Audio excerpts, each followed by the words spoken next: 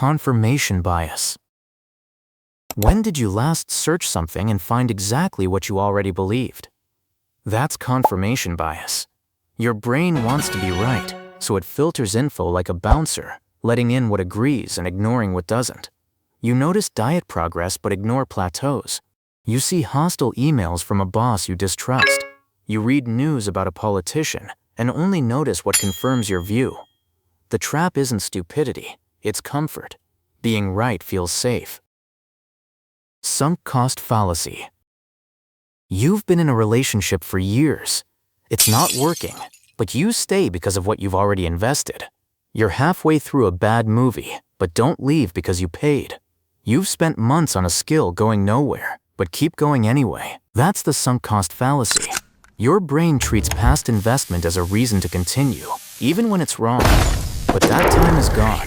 The only question is, does continuing make sense now? Availability heuristics. Quick question, what's more dangerous? Flying in a plane or driving to the airport? Most people say flying. Statistically, you are far more likely to die in the car on the way there. But plane crashes make the news. Car accidents don't. So your brain files plane crashes under common danger and car accidents under just life. This is the availability heuristic. Your brain judges how likely something is based on how easily it can picture it, not how often it actually happens. Dunning-Kruger effect. There's a type of person we all know. They read one book and suddenly they're the expert. They watch a few investing videos and start giving advice. They take a weekend course and think they're basically a professional. This is the Dunning-Kruger effect. When you first learn something, you don't know enough to realize what you don't know, so confidence shoots up fast. But as you learn more, confidence drops because you finally see how deep the subject really is. Negativity bias. You get 10 compliments on your work.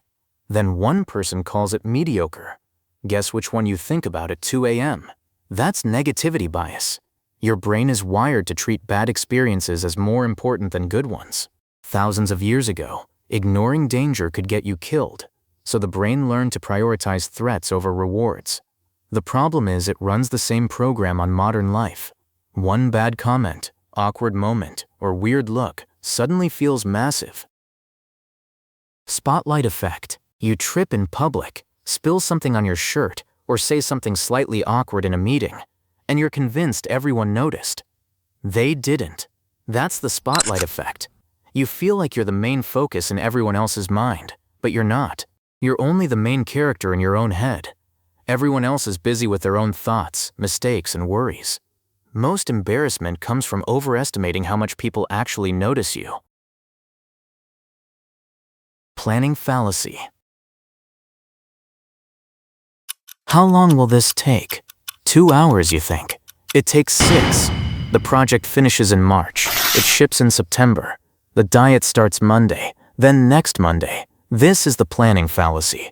Your brain is overly optimistic when predicting time, imagining the best-case scenario and ignoring delays, distractions, and real-world problems.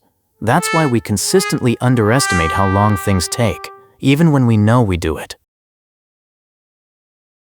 The spotlight effect. A jacket costs $500, then it's marked down to $300, and you think it's a great deal.